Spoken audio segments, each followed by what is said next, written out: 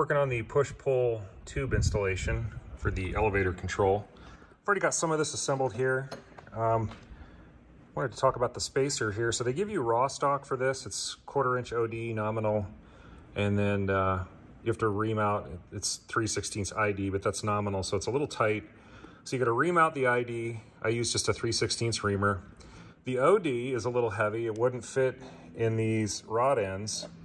So I had to chuck it up in my lathe and kind of polish the OD down with some 400 grit emery cloth, just enough to get that to fit. And then, of course, at the same time, I went ahead and reamed the inside while it was in the lathe. And then I parted it off at 3/8 in length. So it ends up being a slip fit right in the rod end joint there.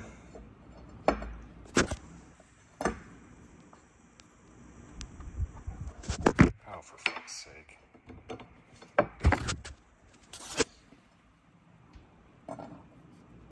There we go. This bushing, in my opinion, is a part that should be already done for you. Most people don't, at least I think, most people don't have a lathe. And with a lathe, it's as easy. This took me about 3 or 4 minutes to do both parts. But, you know, most people don't have a lathe or not easy access to one. And this really, to do this right, this part should be finished with a lathe to get the OD just right, get the ID reamed, and get it parted off at the right length. I feel like these parts should be made for you, because otherwise, I guess you're cutting it off on a bandsaw or with a cutoff wheel, but that doesn't leave you a perfectly fine cut. And then I guess you're chucking this up in a drill and spinning it with some sandpaper to get the OD. Yeah, I don't know. I think parts like this should definitely be done for you, but whatever. No, it's not a big deal, really. People work through it. So I'll get that in there, and then I'll get this installed with all the proper stack up of washers and whatnot.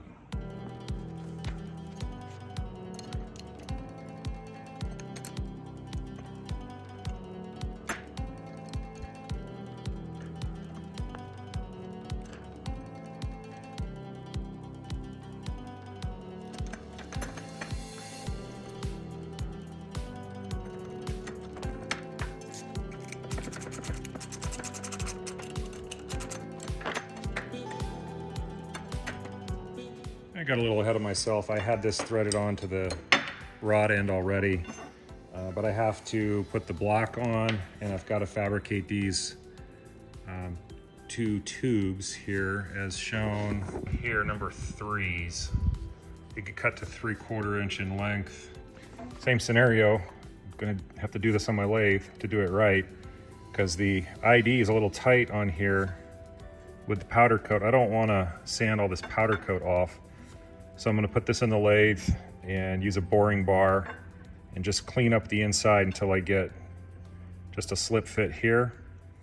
And then I'll part it off at the 3/4 inch length dimension and take care of that. This here is perfectly fine. This slips on, no problem.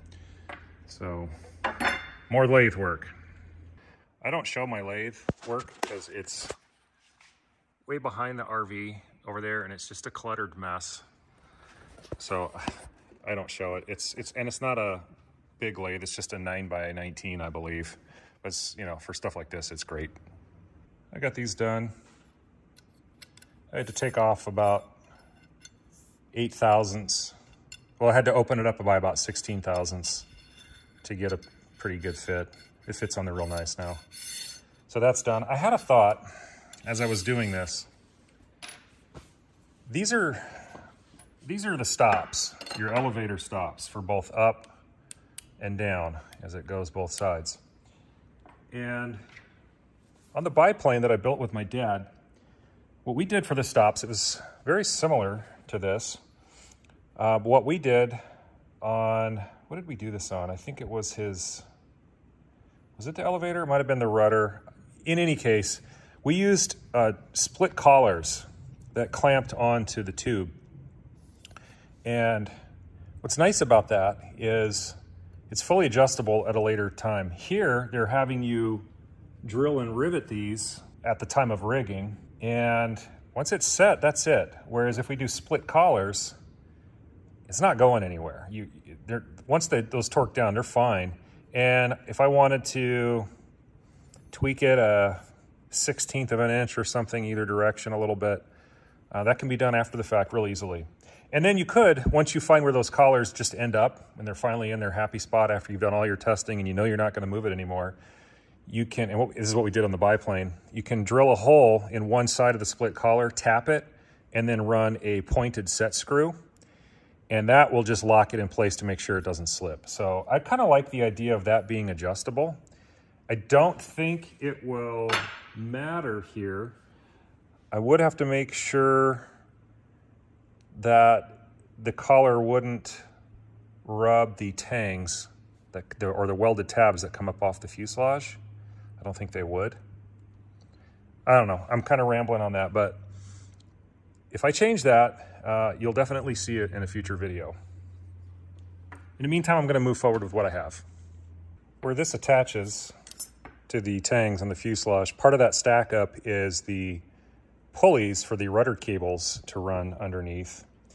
And one thing I need to do is separate all of these cable keepers. These come nested together in a single piece. Easier to, or cheaper to manufacture this way. But we'll just take and snip here.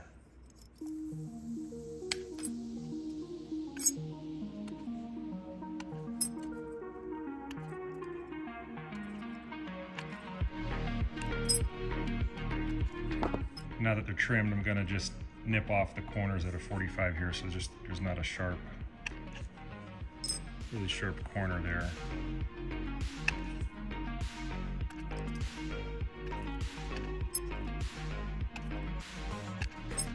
All right, I'm gonna go ahead and install the elevator push-pull tube.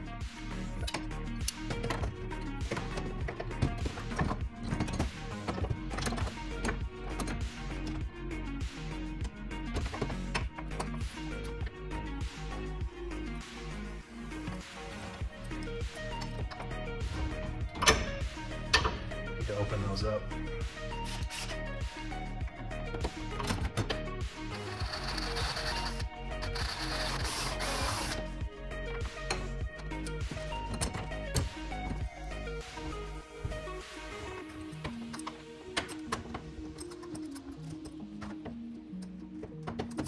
Well, this shot isn't going to show a whole lot because it's back behind here, but it's just the reverse stack up there. Put the spacer on.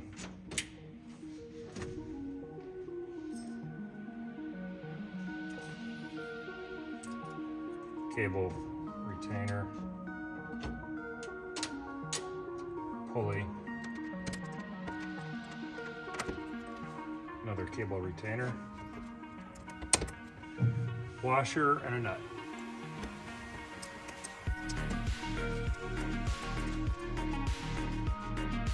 This would definitely be easier if the header tank was not in place. I probably should have put this in before I did header tank work. It's doable. It's just, it'd have been easier to get back here, but I'm in now. I'll go ahead and tighten this up.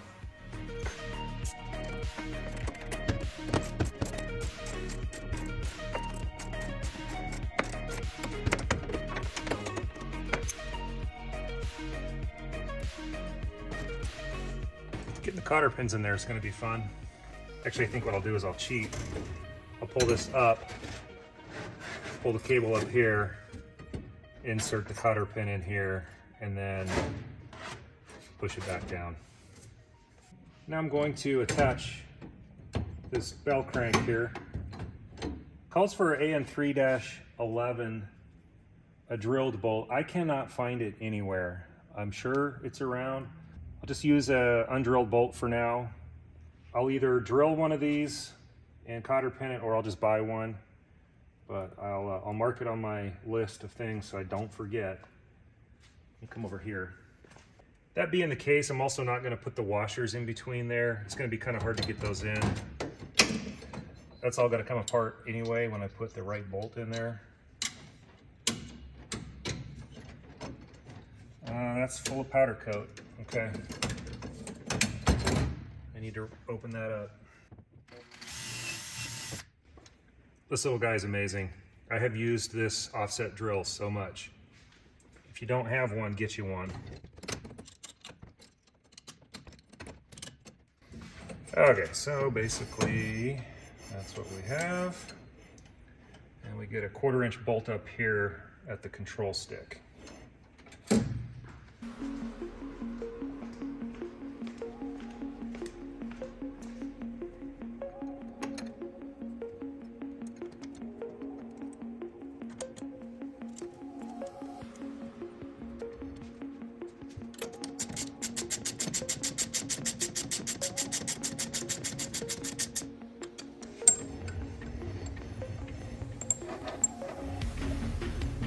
Okay, I got good free movement there. Nice. This tube gets rather close to one of these smaller diagonals here.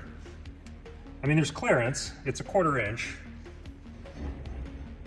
And it gets down to less than, boy, it gets down to 32nd of an inch at all the way back, although that may not be all the way back. I won't know that until the elevator gets rigged, but that's close. It's almost like this vertical tube could have been to the right 1/4" to get this centered.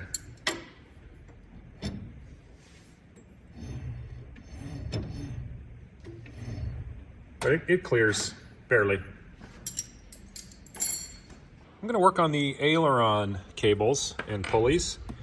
So I need to get out all of my pulleys. I've got tangs, got some brackets here, got a bunch of parts. There's actually quite a bit of parts going on here. So I will gather up these parts here and start working on getting those routed. They got a couple figures here which show how you're gonna do everything. A lot of figures in drawings, very little in text, but I understand why. It's just simple. You're just making up all these little pieces and then bolting them to the tabs on the frame. So let's get cracking on aileron cables. I've got the parts laid out with the exception of the nuts and bolts and washers. Those I'm just going to grab from my bin as I need them. But here we go. I got these, I got the brackets, I got the tangs. I got to cut these out like I did for the rudder cables. Turnbuckles. These are interesting turnbuckles. They look like something you'd find on a boat, like a marine type of turnbuckle, rather than an aviation turnbuckle, but they look plenty adequate. Clevis pins, keepers, cable, pulleys. So I'll get started with trimming these out. I won't show that. You already saw me do that before. And then I'm going to start making up these little assemblies here and start bolting them to the tabs. What I'll start with here is making up these assemblies with the large pulley.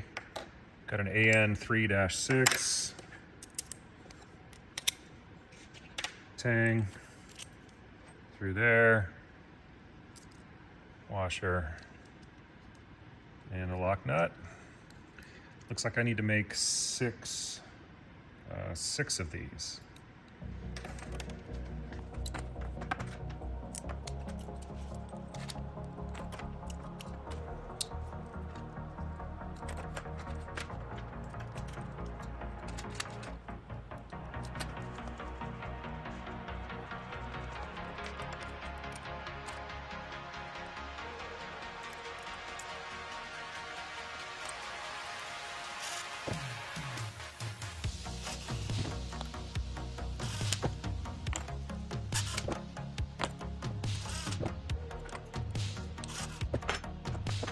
Next up, I'm going to make 6 of these assemblies. These two get bolted together with an AN 3-3 and a lock nut.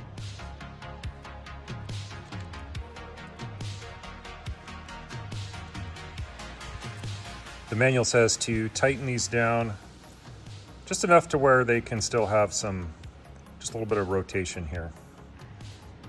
These little guys are kind of a pain in the butt to get started. You're trying to fit your fingers in there and turn this. Once you catch a thread, you're good, but it's just getting that first thread is challenging. And I came up with a better idea. I was just taking a wrench here, kind of putting it in sideways, best I could fit it in there, and another one over here and kind of tightening them up. I found a better way to tighten these up. Check this out.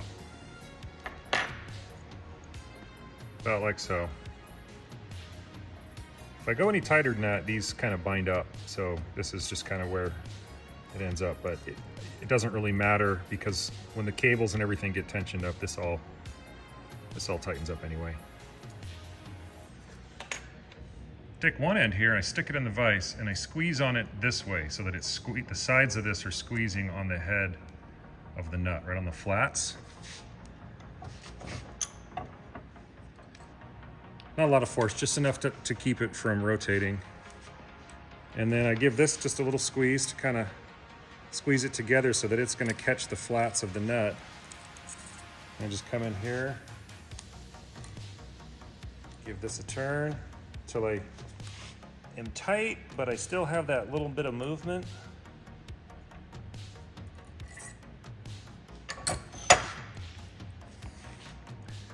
There we go.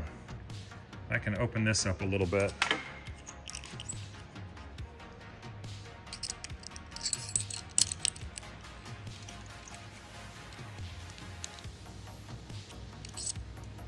There. Actually, like that. So much easier. All right, I got all these done. All 6 of them. I think what I'll do now is I'll take these and attach the one end to each of the places on the fuselage cage that they need to get attached with some AN3 hardware. And then I'll come in afterwards and I'll bring the cables and mate those up after I get the, not the cables, Jesus. All right, I got all these done, all 6 of them. I think what I'll do now is attach the one end of these at each of the fuselage locations. Just get some AN3 hardware for that.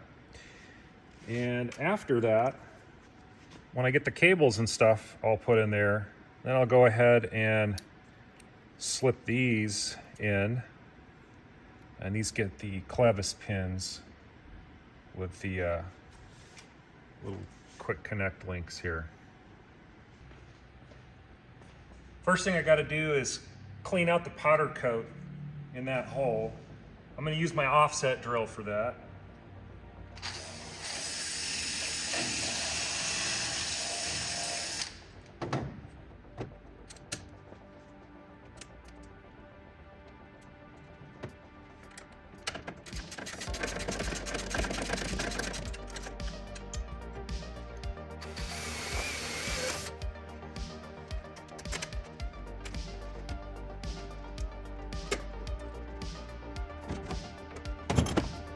Unfortunately, these welded tubes are quite close to the main tube and you can't get a socket on it. So you just gotta use 2 wrenches.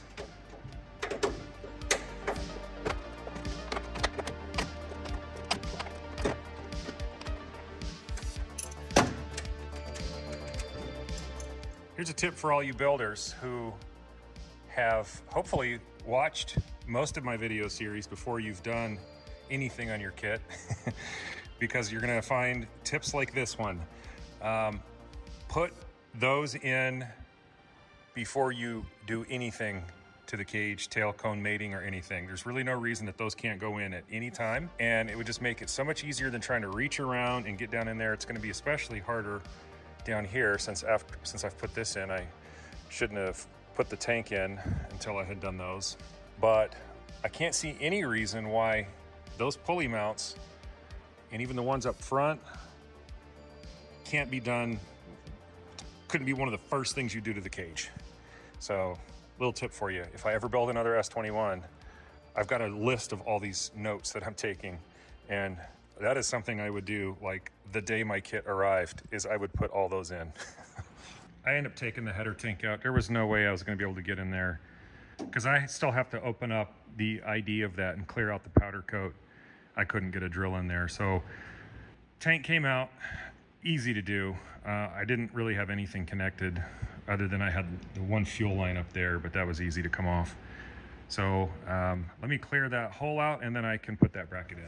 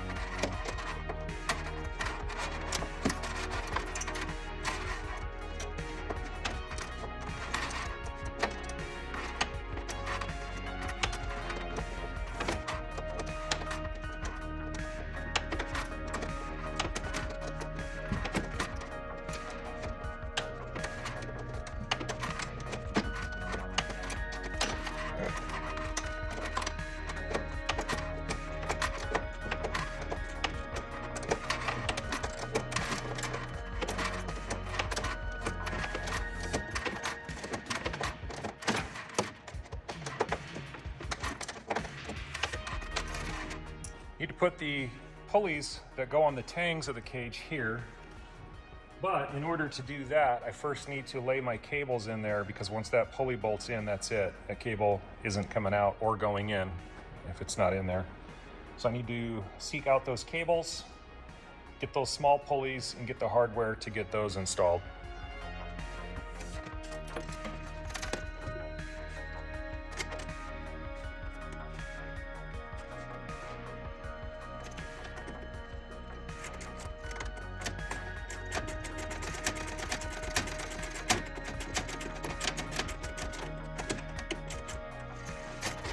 Got that pulley in, the cable's underneath it. Now I need to kind of route this cable how it's gonna go up, around, and back down. And I need to make sure it's going up, over what it's supposed to go over, under what it's supposed to go under, so that when it comes back here to the other pulley back there, everything is okay. I won't have to undo those pulleys.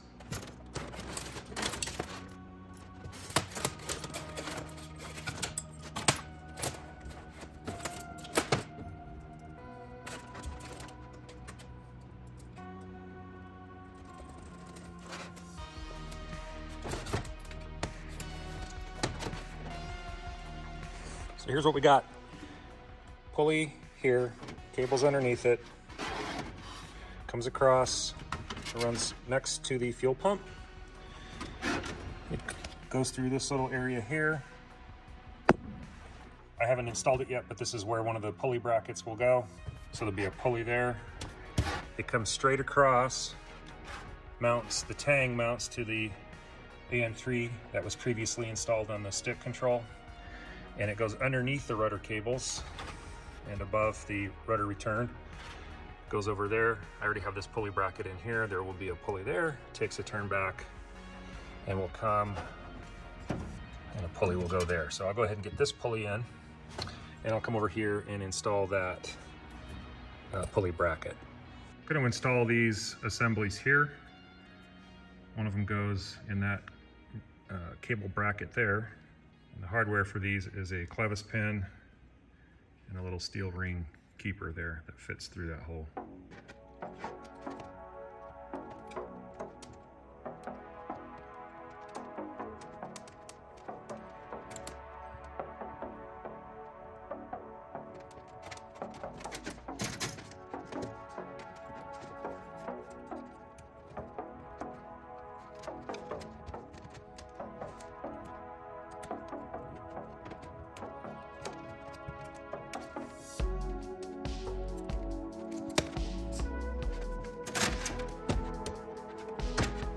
I'm gonna put the pulleys that go down here in the corner, the Aileron cable pulleys.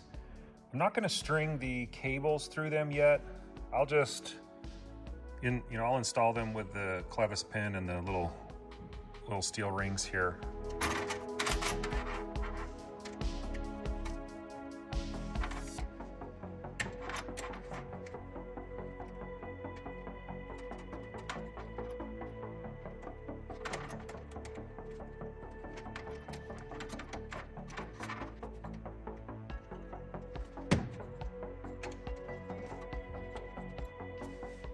I got this assembly installed here.